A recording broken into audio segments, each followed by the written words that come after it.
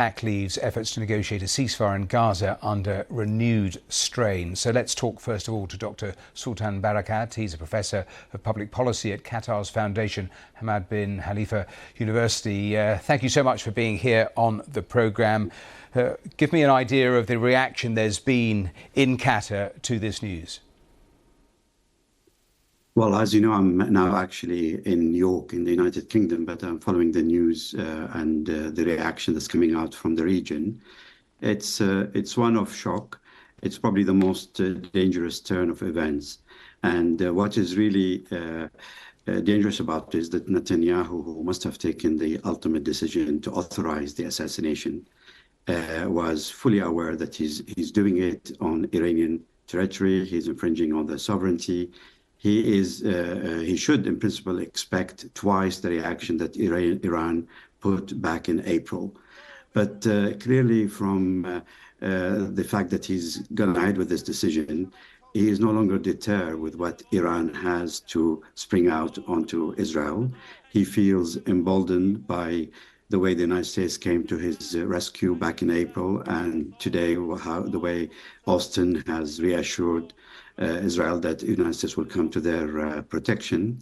And most importantly, I think his visit to the United States and the meeting he's conducted, or the speech he gave at the Congress, gave him the impression that he is by far the most important kingsmaker now in the elections between Democrats and the Republicans. So no one is going to oppose him.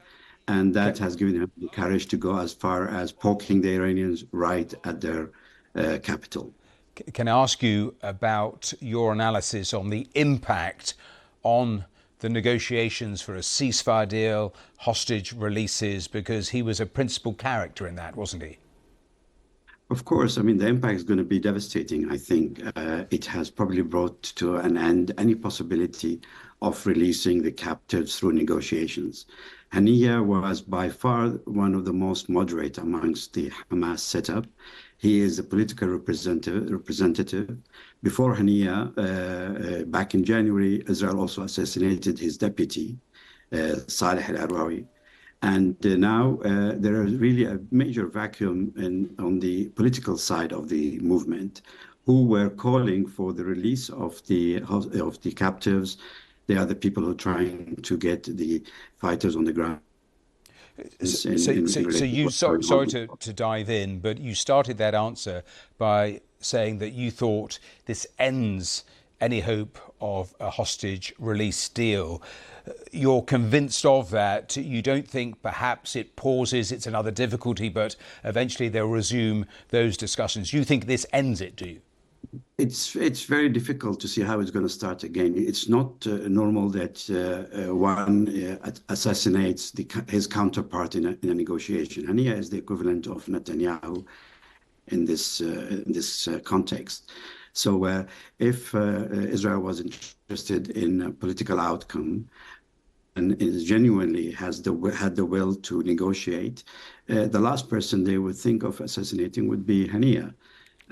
So I think it would be very difficult to see how the talks will go back on track without him being around the table.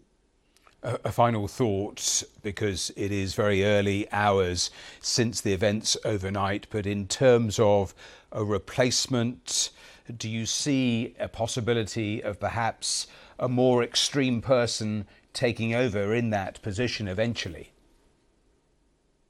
There may be someone stepping in, given the urgency of this action, of filling in for his place. But I suspect the leadership will go back into Gaza, and Sinwar will play a much greater role in taking decisions.